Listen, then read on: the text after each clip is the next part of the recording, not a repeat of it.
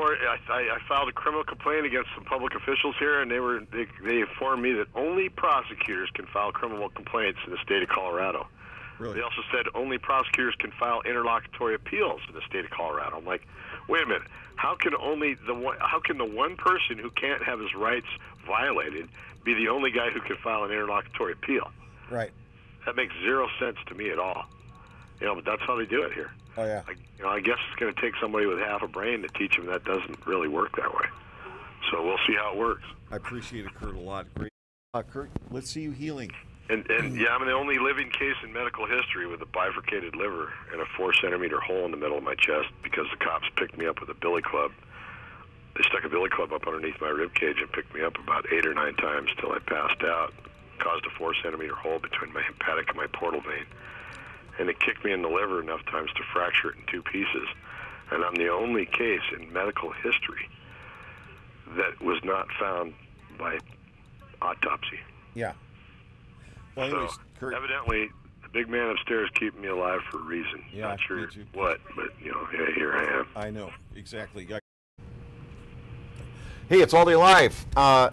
And you might be watching us at night, but that might be during the daytime that we film it. You see it sometime later on. It doesn't matter because we're archived now at seattlecommunitymedia.com.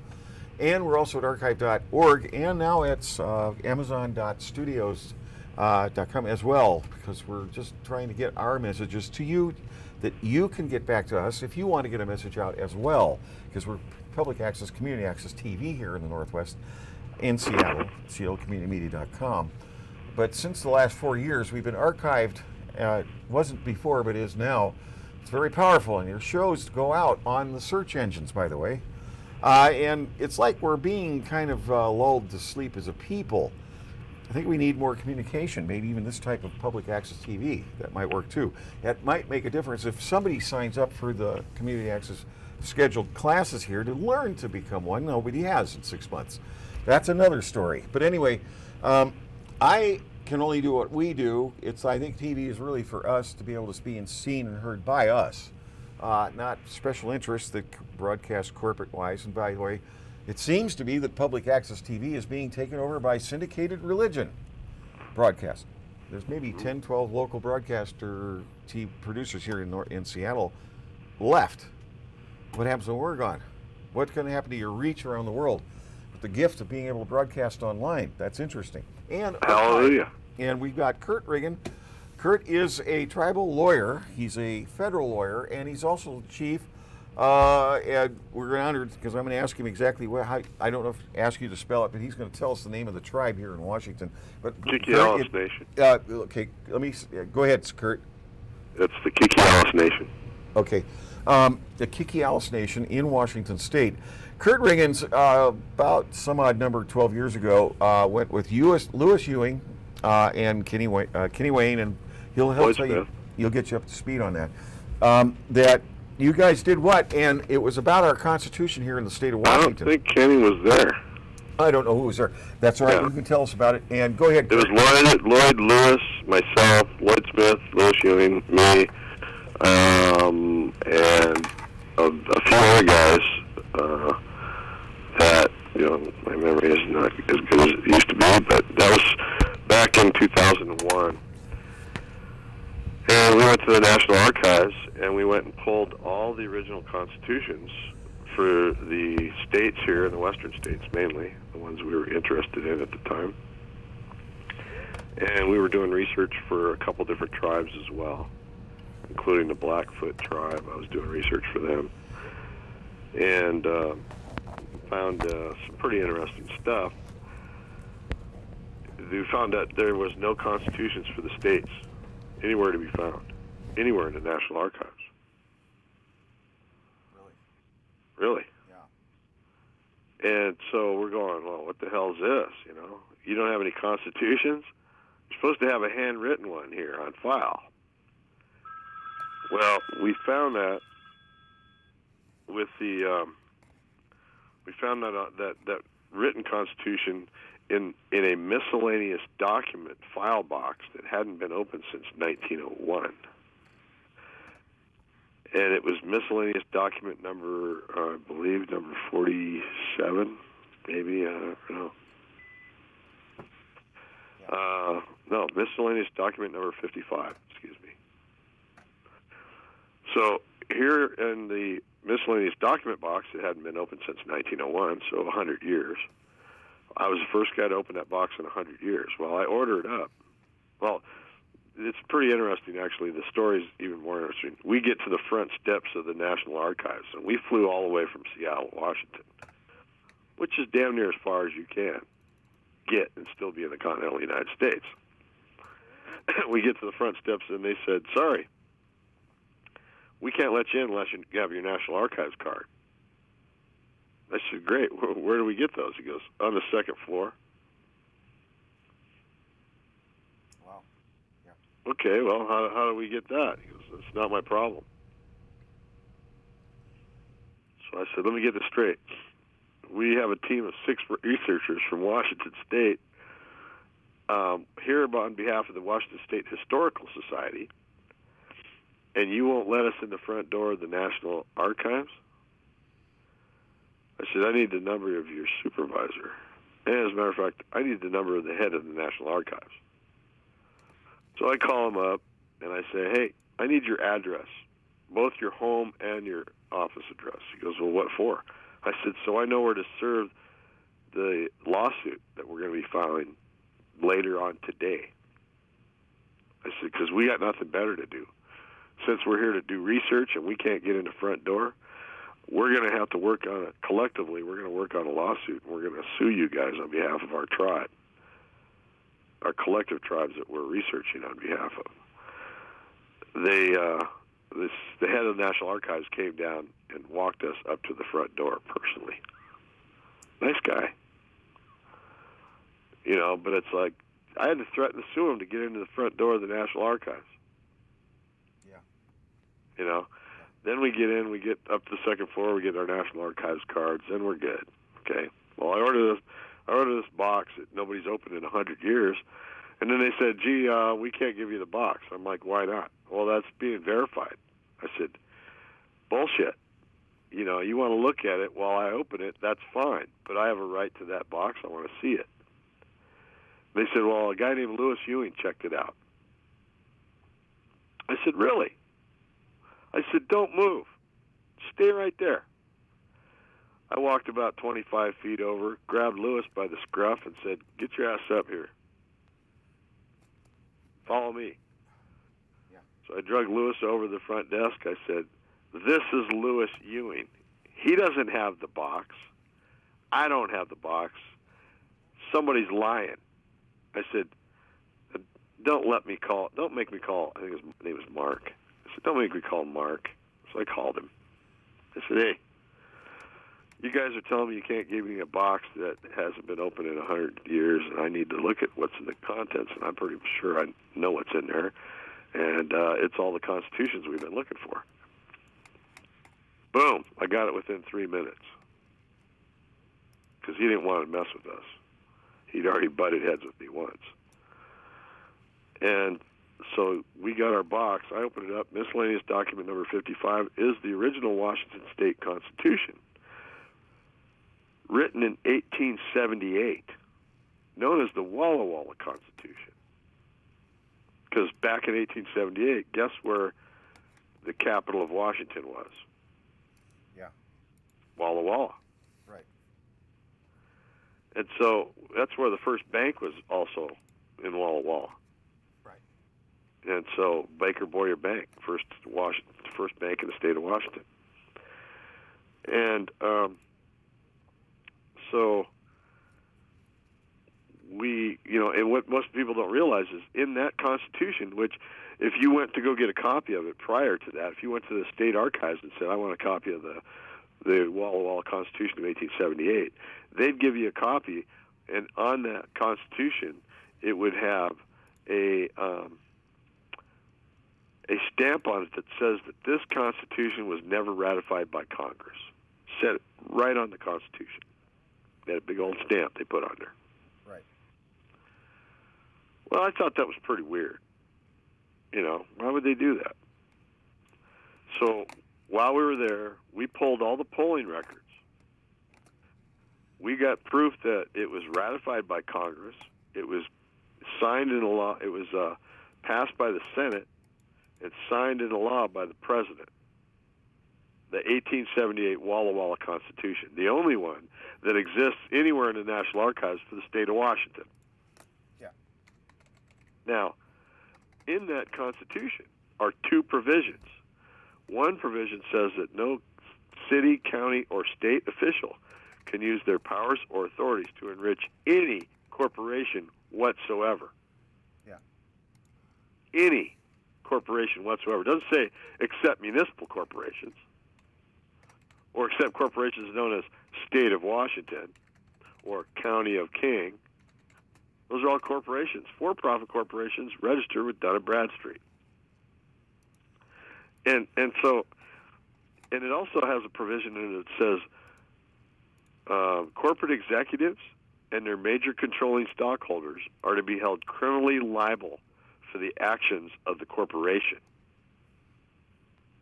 Now, those two provisions in the original Constitution of the state of Washington and for Colorado and for Montana, South Dakota, North Dakota, Idaho, all those constitutions were buried in this miscellaneous document box. Right.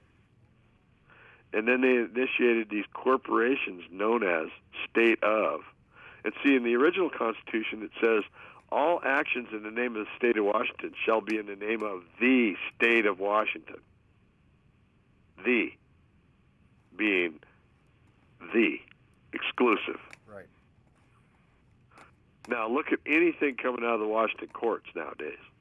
You see a "the" on it? Hell no. Because without the "the," it's not the state of Washington. You know, if it just says state of Washington, well, that's a for-profit corporation. So what we've had, effectively, is a corporate takeover of this country. Yeah. Because the western states, the people in the western states, they saw what the hell was coming. Montana, same thing. South Dakota, North Dakota, and they knew what the hell was going on. They're going, hey, the railroads are coming in, stealing these people's land and killing them. Yeah. And then all these politicians are profiting off of it because they're looking the other way, making sure nothing happens to these guys. So... Right. So they said, you know what, we're not going to allow that shit. So they wrote it in their constitutions that, you know, you can't have corporate executives that are immune. If their corporations are polluting, they go to jail. If their corporations commit crimes like murder, they go to jail. The corporate executives and their major controlling stockholders. Wouldn't this be a different world if those constitutions were in full force and effect? And it's not like they can't be. Yeah. You know, it's just the problem is we don't have enough people with enough brain cells that can put together a group that are willing to, you know, stand up to what it may be thrown our direction, which is, there's going to be plenty. You know, these people have the purse strings, but those purse strings can be yanked right out of their hands pretty easily. It all takes is a group of people, not one individual, not just one poor, you know, guy who says the sky is falling. Yeah. You know, I feel like Chicken Little. Oh, yeah, I can imagine. It's amazing what we're seeing in this world today and how we're actually dealing with it. And that's my microphone. Anyway, I agree. And it's as far as pissed off, look what they've done to you. If the world was to hear again, as we've had you say it before, corruption in Snohomish County, corruption in the state of Washington, de facto constitutions and de jure constitutions. One was basically hidden, and you guys went and found it in the archives. At the same time, they've tried to make sure that we don't know exactly anything, really, except what they want. Exactly. They're pigs. You know, that's why I don't deal with, you know, I mean, I'll do a little preemptory searching online and stuff, but I don't trust anything that involves law that's brought up online. Right. That's virtual what? Yeah. What is shit from online? virtual reality, right? Yeah. So, they bring, oh, well, here's these statutes that are, we got off online. I'm like, here's the funny thing. The shit you put online means nothing. All it is a flapping gum. Yep. It's like Wikipedia. Really? I'm going to trust a definition from an encyclopedia put together by a bunch of people who don't know their ass from a hole in the ground? Oh, yeah. And they'd have it's entertainment. Great, sure. Well, plus I actually had a prosecutor come in and pull out a definition out of Wikipedia, and I'm like, Wikipedia? Really? You could actually make your own definitions in that website, I understand. Oh, yeah. Ask Stephen Colbert. Well, try to imagine that if you set up accounts and you're on their blacklist, your accounts disappear. Real quick. Oh, really? Oh, yeah. Never-ending story. Well, that makes that makes a lot of sense. Oh, yeah. It does. Because I was always wondering. Yeah. That's funny. Yeah.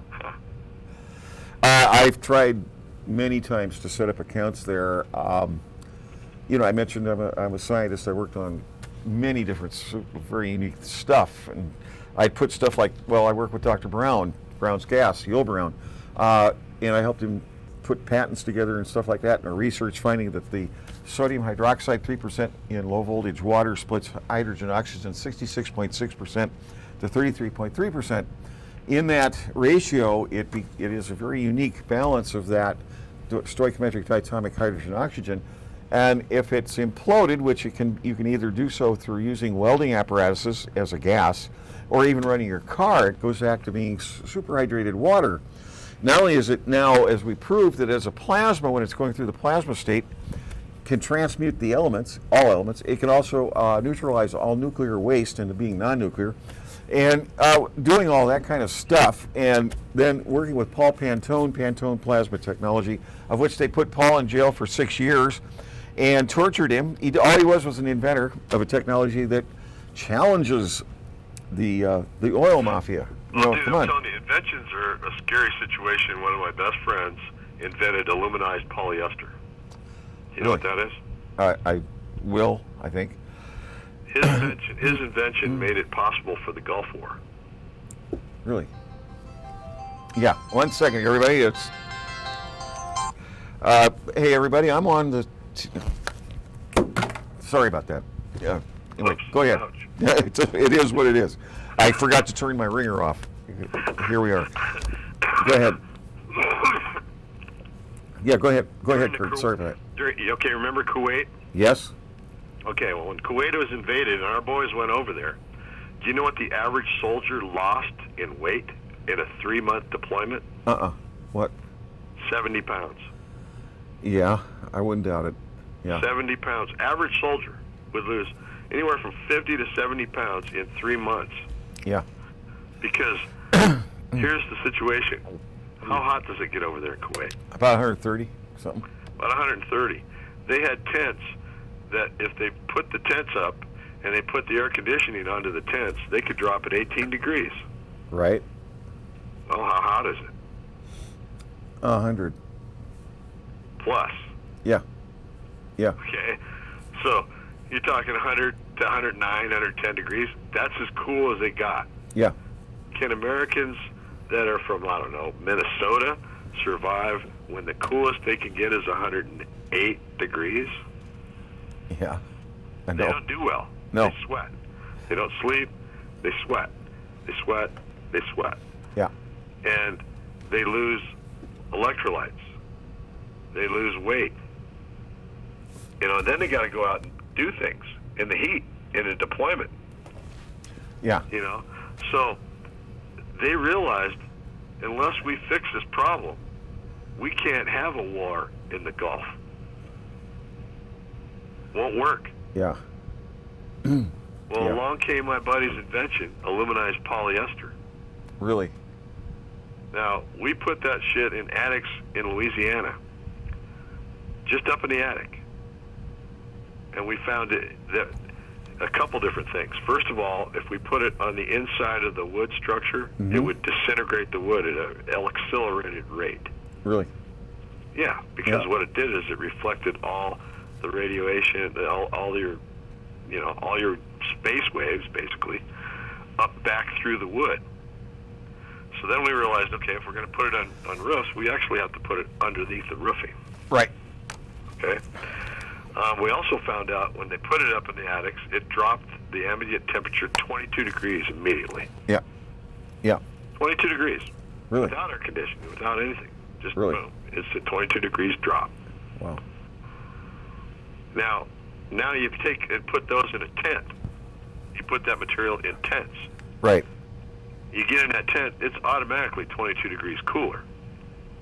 Then you put an air conditioner that can drop it an additional 18 degrees. Where are you? Yeah. You're at a tolerable heat that you won't lose weight. Soldiers can actually live in that shit, sleep in that kind of environment, in that heat. It won't bother. Yeah. Thereby, boom, all these guys are out in Iraq now. Man, that couldn't have happened if it wouldn't have been for this aluminized polyester. Now, two of my friends that I've known for a long time were the inventors of that. They came up with the invention. They patented. Now, the patent company split their patent 5 times. 5 times.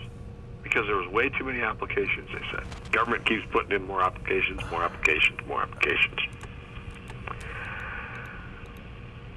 One of my friends, there's 2 partners. One's an ex-Marine Corps vet who was one of the survivors of the Beirut bombing.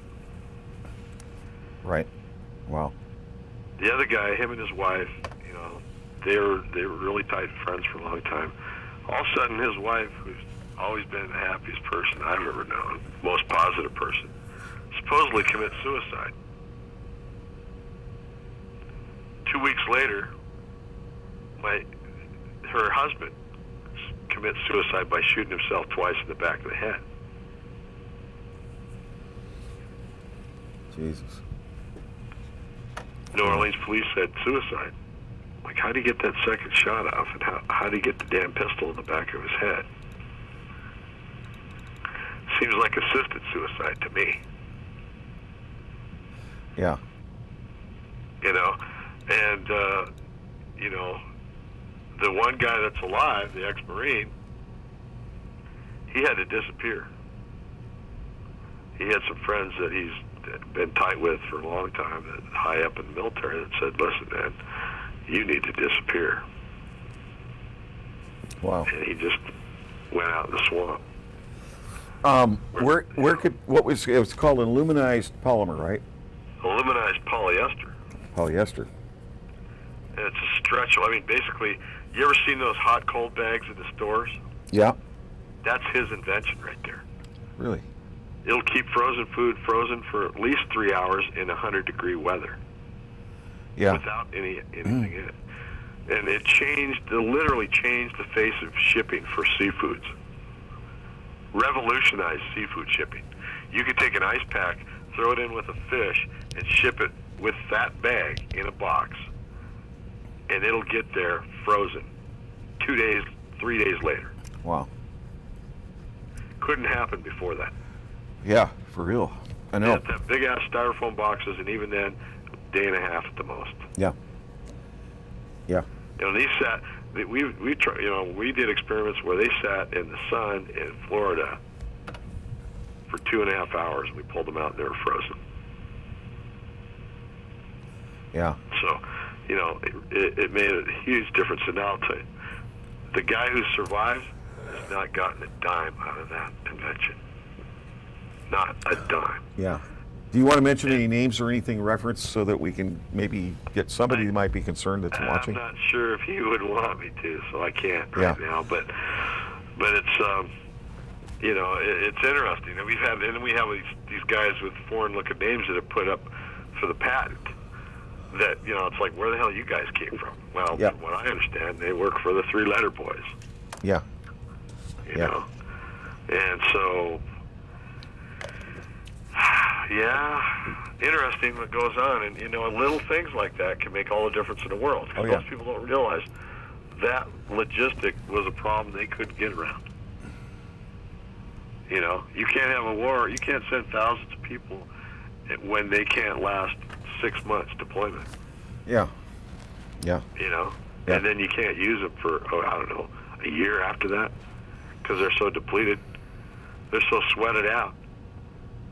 Yeah. You know, that, unless they're from, unless they're from Arizona and they've lived their whole life without air conditioning, or Florida, or Louisiana. But even then, that's humid hot. Right. And this is dry hot. Right. So you get them boys that have been living in humid climates their whole life, and their skin does nothing but split and crack and bleed. Oh, yeah. Yeah. And your nose is bleeding all the time because their sinuses are dried up. Yeah. If they ain't spraying saline in their sinuses, all day long, they have problems with nosebleeds. So, there's a lot of things that, if you can't control that environment, yeah, at least while the guys sleep, it doesn't work. Because, I had a friend of mine that, Mark Daly, he had an organization called Hallelujah.org, and he was kicking the shit out of these foreclosures. He was doing really good. I was working with him for years. And we'd sit down and powwow, and he'd run with my stuff, and he had a lot of he was really sharp, really knew his shit. Mm-hmm. And between the two of us, we were hammering him. Yeah. Yeah. Well, he got arrested for driving on a like 7 or 8 year old restraint protection order. He drove. Somebody saw him drive across the driving at the end of the block from where his ex lived. Uh-huh. And they threw his ass in jail for violating a protection order. Put him in work release. And they would keep him up till 3 in the morning cleaning cells. Really? No shit. I believe it. Wake him every 20 minutes. Oh, we're doing checks. Yeah. And of course he's sleeping with the lights on. Yeah. And then they'd get him up at 6 and send him out to go to work. Right. He died of what was known, what they figured out to be fatal insomnia. You ever heard of it? I have now. Well, they didn't know it existed until Guantanamo. They started having guys drop off like flies at Guantanamo. And they started doing autopsies, and they found out that their cerebral cortex had lesions in it. They developed lesions in their cerebral cortex. You know why? Because when you sleep, the entire time you're sleeping, your body is repairing the damage you do to your brain while you're awake. Right. Your brain gets damaged every hour you're awake. When you go through stress, you get more and more damage done to your brain. And if you don't sleep, if you don't get that sleep, your brain cannot repair itself. Yeah. And so they found that when they handcuffed these poor slobs in a standing position to their bars of their cells, yeah, for some reason they weren't getting much sleep. Yeah. They started kicking off from fatal insomnia because they wouldn't let them lay down and sleep. And it only took like 3 or 4 months before it started killing them. Really? Yeah. Yeah. Well, think about it. If you're not allowed to sleep for 3 or 4 months. Yep. Try to imagine. I've interviewed Kristen Floor. Her father was Richard Floor, who was a Vietnam veteran that was the party that was indicted in Montana by the DEA when he was following all accordance to law in Montana. And he had over 2,200 people he was supplying medical cannabis to that needed it, including himself. And they killed him in a federal prison, denying him medical treatment. Well, here's the thing about that. The Montana Constitution, which is the original Constitution, here's the beauty of that. Under that Constitution, Montana is still legally under the Montana Territorial Code. Yeah. And guess what the largest export of the United States was? What? And besides beef in Montana, one of the largest export in the United States was hemp, was marijuana. Yeah, you were mentioning that. Actually, we're getting ready for the second part of this program. For those that want to hear from one of the greatest inspirations of the Northwest, Kurt Riggin, tribal lawyer, federal lawyer, and chief and all that, and someone that woke somebody up, a few of us, about the constitutional fraud here in the state of Washington. Is there any information on that still online on constitutional fraud? You know, I'm not much of an online guy, but I know I can. We're working on that. This is a project I'm working on. Right. The fraud and the corporate takeover of America is what I'm calling it, because that's what's happened. You know, what happened is our forefathers saw these railroad assholes and their private armies, known as the Pinkertons, murdering people, running them off their land. Families that had been on that land for a long time fought their way to stay on the land. You know, put their blood, sweat, and tear on that property. Right. And all of a sudden the railroad says, you know, gee, we're coming through. And if you don't like it, well, we can fix that. Yeah. They just send a bunch of Pinkertons in there and shoot them up. Yeah, we'll talk about that. Let's talk about that when we get back after this real quick break. We'll see you in just a minute, everybody. Hang in there. Right. There's certain things I've been covering, two different issues that are very important. We're not recording yet, but anyway, it's about the TIs. They're called let me explain this to you, actually, because that way I'm educating the people watching too. So let's start from there. I'll let you kind of carry the ball. Yeah, let me get my mic on here. It helps too. But so psychotronic weaponry being used on the American people. It's getting very serious. I've had Ron Gilman, Curtis Kimball. I've had Derek Robinson, Freedom from Covert Electronic Harassment. Eric Griffin, who all these different people. Pat Shoup has helped me on these interviews. We've had Lauren Fenton, who is the, let's say, the founder of the Mind Control Summit programs that they've been having symposium event, meaning speakers come in from around the country to Las Vegas every year on this issue. There's quite a few people, Sam Jenkins, How Black Ops Stopped Ascension, all this, numbers of people we've had on the show. So there's two different things that I want to get the public's, what they want to or should know. It's very serious. Cloud computing, Tableau Corporation here in the Seattle East Side, 8,000 programmers, a company that became a billion-dollar company in just 8 years. Private and secret contracting. They had an event here in Seattle at the Seattle Center, and they all showed up with their families. They had the entire center fenced off. Must have spent $1 million on this. And as I had a chance to walk in, because the guy, money. Well, yeah, well, it's tied to these fusion centers, the DHS, and that the fusion centers, I sense that it's probably part of the Bush crime family. That Stu Webb brings that up about the money laundering, their trillions, hundreds of trillions they've stolen. Back through using it to create the means of further control through the means of electronic technology so advanced now that they can control everyone around you, ruin your life if they want to. More or less, it's kind of like remote electronic detainment of anyone and everybody. And it goes into Pro Mega Corporation that you guys aren't aware of this. I've learned. So that's why my blanket does so good. Yeah. All right. This, okay, so let's. Blanket that's specifically for blocking that kind of shit. Yeah, there's a lot involved. And I do really a lot better underneath it.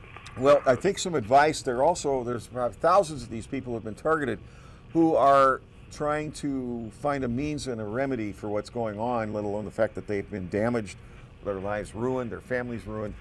There's a lot of information out there online, people, that you need to get up to speed on. You're all being targeted, by the way, in one way or another. Over 100,000 different types of contracting, subcontracting. It goes into a lot, and it goes in worldwide, and it ties into everything we think of as communications and electronic broadcast. It gets very serious. Like, we're going to dismantle HARP in Alaska. Oh, that's because they got 178 of them 178, or at least 178 worldwide that a friend of mine has worked on that he knows of. Yeah, I can imagine. I'm like, I guess they can afford to dismantle the one in Alaska because now everybody knows about it. Well, they're just hiding and hiding and hiding because they have the money, our money, that they've stolen to hide what they're doing. In the meantime, what better thief can you have than to get away with the loot and kill the people you stole from? Then you have no witnesses. And that's kind of why they, like, for example, erase the minds of all the returning veterans so that they can't be testimony to all the war crimes and the criminal agendas of the corporations that create these wars. It gets more serious. People realize, and it's time we wake up. I call us sheep. Some people call them sheeples. I call them shaples. We're shaples now. How else do you explain it? Sheep is one thing, but you follow blindly, but you do it on your own free sheep will. Shaples, you don't even have a choice. We're becoming from sheeples to shaples. That's an interesting thing, but it's true. Anyway, then also the cannabis thing that I've tried to tell them, and we covered it in a couple of shows before, about the cannabis issues of cannabis legalization, taking it from prohibition, taking away from the control of the corporate pharmaceutical companies. And as you people don't realize, these neuroleptic drugs, Thorazine, Stelzine, Prozac, all that stuff, all of them were developed by Department of Defense as weapons. And I've never been refuted by any psychiatrist that I've addressed that to, that they've never said I was wrong, anybody. Because if you do your research, they were developed by, a lot of it by anthrax weapons research. It gets very serious, people. They willfully put fluoride in their water because our so-called public servants let them. And then, and I was out here at Station... Well, fluoride ain't even the worst part of it, dude. I know. Look what they use as an anti-flocculant. Go ahead. Kurt Riggins, by the way. Washington actually has a reservoir named after the asshole invented this shit. Okay. It's like, yeah. I'm trying to remember, like aluminum dioxide or some kind of shit like that. I don't remember exactly what it is, but they say, we add a mineral as a anti-flocculant. Well, yeah, it's highly toxic, and they could use some of the places like Aspen. I think they use iron oxide. Right. What they do is they put that in the water and then they run it through an electromagnet. Right. And that shit's as clear as it goes. Actually, now I think they use reverse osmosis now because they can afford to. Their Aspen. Right. But shit, their tap water's better than stuff that you get in a bottle. Well, it's funny. Right. When I was in there doing the Cannabis Crown, I was a judge for the Cannabis Crown in Aspen a while back. Right. These people are, a bunch of these people are drinking real expensive bottled water, and I'm like, do you realize that the shit they're sticking in the glass from the tap is probably better than the stuff that you're drinking from, where is that?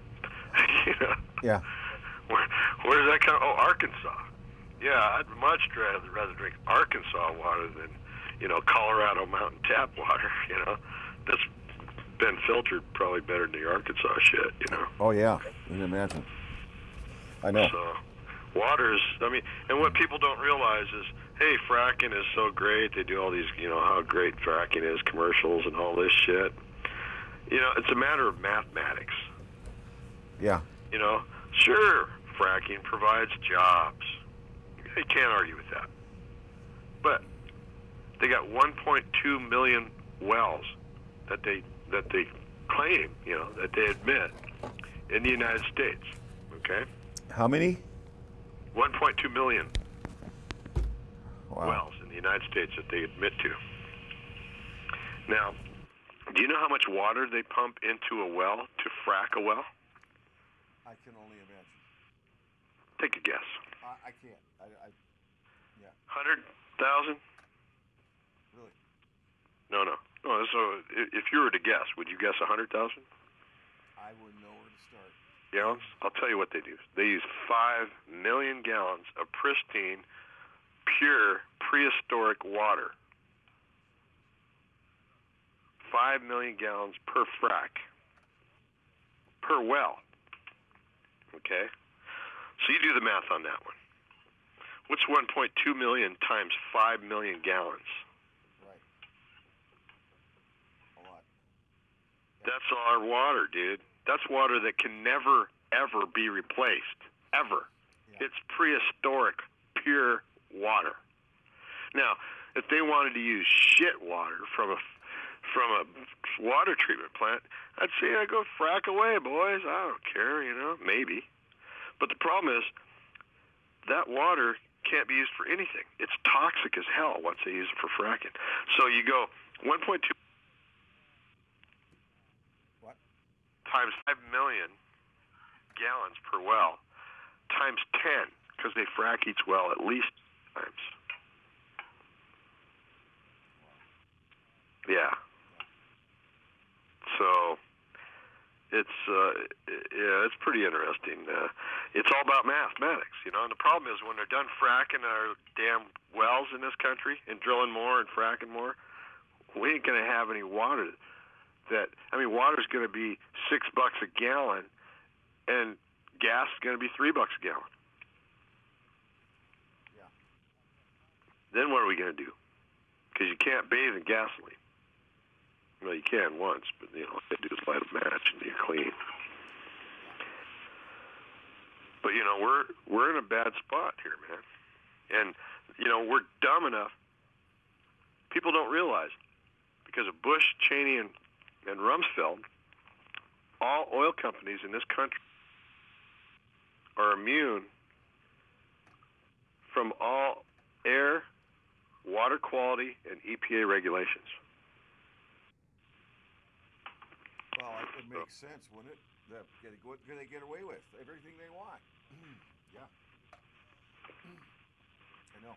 You know, if you get a chance, go see Split Estate sometime. Yeah. You can access it on public TV in Colorado. Split Estates. Called Split Estate. It was made here in Colorado. And it's about families who, these companies have just come in and put wells within 100, 200 feet of their houses. Right. Blew out their well. And, you know, the guy was, the guy's old, you know, the husband was a truck driver, so he wasn't hardly ever home. Right. But his wife was home all the time. And she got to where she can barely walk, she can barely talk, because of the toxins in the water from them blowing out their well. Right. So, hold on a sec. Let me take just a second break here. Right? Okay.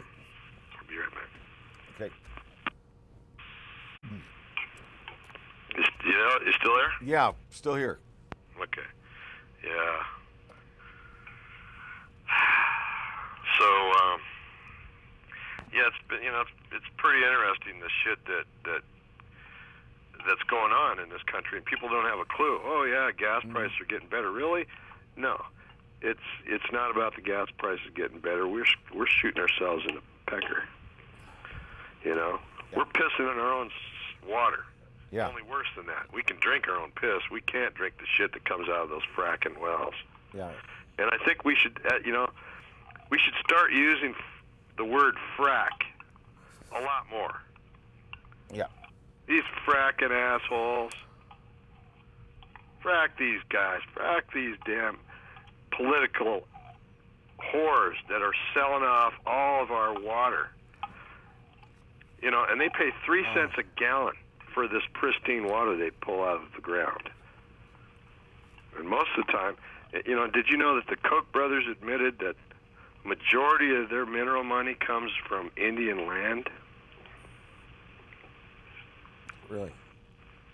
And the Eloise Cobell settlement gave the Indians $3.4 billion because they've been defrauded on Indian lease land. Now that comes right from Congress, right out of our pockets. But who's that shit going into? It's going into the Koch brothers' pockets by their own admission. Who's going to go after those guys? Yeah. Yeah. You know, same people that are going to go after Monsanto for poisoning all our food. You know, they've made a majority of our food toxic now. Yeah. Oh yeah. And the thing is, Washington State, you know, their farmers lost a sale of millions of bushels of wheat in eastern Washington. They had millions of bushels of wheat sold in eastern Washington. And the Japanese came and tested it and found out this shit's genetically modified. So for some reason, they didn't want it. Well, the problem with it is none of those farmers are growing genetically modified wheat, nor have they. None of them. So how did their wheat get genetically modified? Yeah. You know, and unfortunately, Congress passed the Monsanto Protection Act. Did you ever heard of that one? No, I've not. Oh, yeah. Congressional Act. Look it up. They passed an act of Congress to protect a criminal organization known as Monsanto. That, you know, and what's funny is I had, you remember Bob Bender? Yes. Mr. Fanu Lanu. I really like Bob. Yeah. He pulled at my FBI file. Yeah. Back when we first met. And he's the one who told me. He said, "Did you know that your FBI file starts when you were in 5th grade?" Yeah. I said, "No, you got to be kidding me." He goes, "Didn't you write some letters to Senator Mike Mansfield and the president?" I said, "Yeah." "And send him some posters?" Yeah. I said, "Yeah." He says, "You're aware that, you know, because of what you and your whole school, your whole class and your school did, that they banned DDT in the United States based on based on a Senate bill that was submitted by Senator Mike Mansfield from Montana." Right. And he said it was because you and your whole class wrote letters and wrote up posters and sent them to all the senators and said, "Hey, what are you guys doing to our future?" And I found an egg when I was a kid. I found along the Missouri River. I was tramping around there, and I found an egg you could almost see through, and the shell was almost like leather. And I took it to one of my teachers at school, which I didn't know at the time was also a conservationist. And he said, "Holy shit, this is DDT." And he told us all about DDT, taught us a lot, you know, all about what it did and how it wouldn't get out of the ecosystem. That what it did is farmers would spray it on their crops, it would get into the water supply, the fish would consume it, and the raptors like the eagles and the ospreys and the hawks would eat these fish, and it would make them so they couldn't reproduce ever again. Right. That's Rachel Carson, Silent Spring. She wrote the book in 1963. Right. All about that. It was her. Yeah. Well, I was in 5th grade, and I think that was a big part of us kids being pushed to go, hey, you know, and it empowered me as a 5th grader. I was like, shit, man, we could do anything. Little did I know, you know, it was an illusion. What's funny is I remember I was at Malmstrom Air Force Base, and Henry Kissinger got up and said, "This base would make a great POW camp. You have the Missouri River here with a cliff straight down, and nothing but barren land for as far as a man can see." I'm like, what the hell is that? Yeah. You know, what the hell is that? I know. But at least you get a chance. That stuck with me. And that was, what, 50 years ago? Yeah. Yeah. You know, I was just a kid back then, but that stuck in my brain. I'm like, what in the hell was that? You know, what, is it going to turn it into, what, are they going to send the Vietnamese over here and put them in POW camps? I don't think so. Yeah. So, yeah, that kind of weirded me out. Oh, I can imagine. And in the same perspective, though, as we're talking about cannabis and hemp and getting it off of prohibition, because it's just simply, why would they have it on prohibition? It makes no sense at all. Not at all. Well, it does, because the people who were behind it the most were the biggest consumers and investors in paper on the planet. Weyerhaeuser was the biggest push behind it that most people don't know. Weyerhaeuser invested millions, and so did Hearst. Hearst and Weyerhaeuser collectively invested millions to get cannabis, to get hemp made illegal. Because think about it. Hemp is a renewable resource that can be made every year. It is stronger, it is better, it is a way better quality paper. And after World War II, we had ramped up hemp production because they had a big thing called Grow Hemp for Victory. You can actually check out that movie online. Hemp for Victory. pretty cool. Yeah, I bet. And right now, you know what a gram of viable industrial hemp seeds go for as much as? How much? $50 a gram. Wow. Yeah. So, and here's something that I don't think the law enforcement has ever taken into consideration. If they started growing industrial hemp in the mountains of California, there'd be no guerrilla growers because all their weed would turn to shit. Yeah. But I don't think they want to do that because they'd be cutting their own throats. Yeah. Because where do they get most of their tax dollars? Well, from pot. Yeah. They admit it now. Oh, yeah, that's where we get most of our tax money. Weed. Yeah. Interesting. So. I know that we mentioned before, we brought it up, and I told Sharon Foster, the chairman of the Washington State Liquor Board, handling this commercial cannabis from the I-502 vote that brought it in. And I've seen her many times, I filmed her and interviewed her, and I've told her, why hasn't anyone, I said to him, I said, first of all, we're an extinction event, and second of all, cannabis can help us sustain through that. At the same time that it can also provide us resources that we may need to have to survive through it, maybe the last protein left to eat after the seafood's dead. But in the meantime, we are in a event with the cannabis thing that it's like, why hasn't anybody filed addendums to the Organic Farm Bill 1991, which we've talked about that. I worked with Gene Kahn and Yvonne Buckley and the OGBA, Organic Growers and Buyers Association. In my doing so, I helped create the American Spirit Tobacco Company.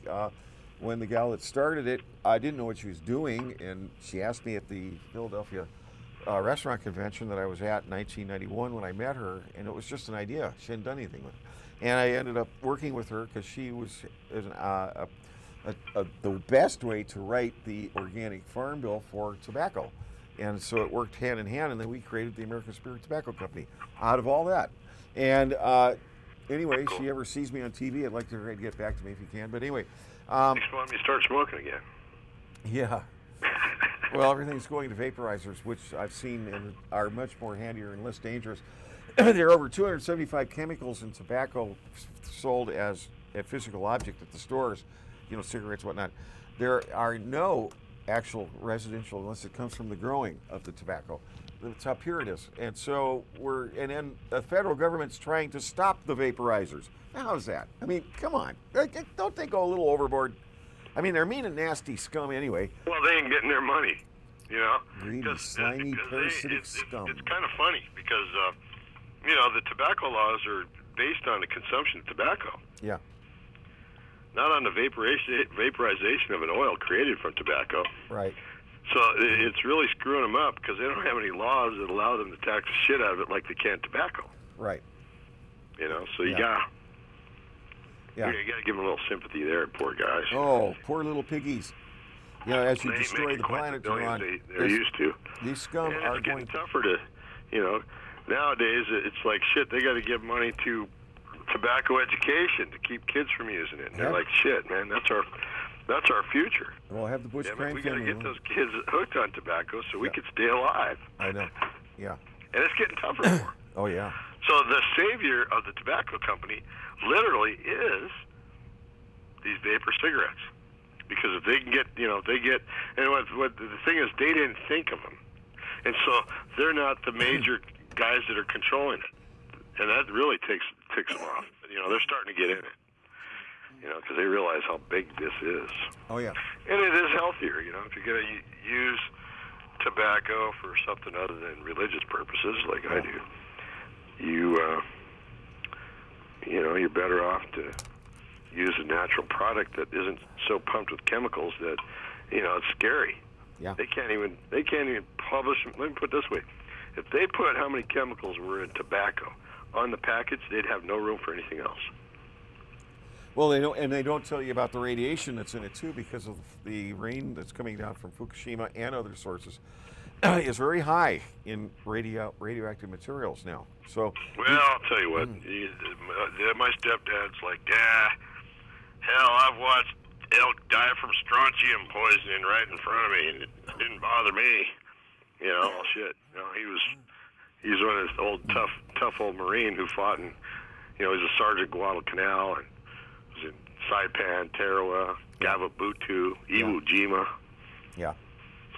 You know, a whole different genetic structure than ourselves. Because those were a lot tougher generation, I'll tell you that right now. Yeah. The people we got nowadays couldn't pull off what our older generation did. They couldn't have done it. No. You know, because, you know, they've lived a softer life. Because, you know, I mean, shit, Grandpa, you know, and all my great uncles and stuff like that, those little boys, they had to, you know, they had to fight just to get fed, just to eat. There was no grocery stores. You know, there was a general store, but that was a long ways away. Yeah. And that was a one-day trip there and back. Yeah. Someone says it's more than that. Oh, yeah. So, well, Kurt, real quick, we got about 7 minutes left, 8 minutes left. I want to mention that if we can get more advice, for example, the targeted individuals, if this is tied to this psychotronic weapons that's being used disguised as research, I have several people who have been extremely targeted. You ever heard of gang stalking? Oh, yeah, it's all part of, brought up all that. We've done about 20 one-hour documentaries on this with local people here who have been targeted. Last time I flew back from Seattle, I bought a brand new grinder while I was in Seattle, aluminum, you know, for grinding up my medicine. Right. And I got on the plane. Thing was brand new, polished, shiny as hell. I get on the plane. I come here to Denver, which ain't that long of a flight, and I get here and it's oxidized. Yeah. Some of it's got white oxidation all over it. Really? How the hell does that happen on a flight? You know, somebody obviously sprayed it with something. Yep. Along with the rest of my clothes. Yeah. You know? They did that to me too. And I'm like, what the hell is this? I mean, I had a friend of mine who's like, oh yeah, they're spraying my house. I wasn't too sure whether I believed him or not. Well, after I saw that, I called him up and said, dude, I know exactly what you're talking about, brother. I totally believe you. He was like, yeah, shit. I can't believe you doubted me. I'm like, yeah, well. Oh, yeah.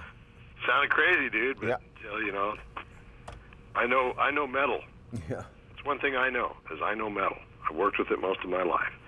And I know it takes more than a couple hours for a piece of polished aluminum to become oxidized like it's 20 years old. Right. Unless it has some help. Really quick on this advice thing. What would you advise these targeted individuals about what they need to do? Like Laura Saul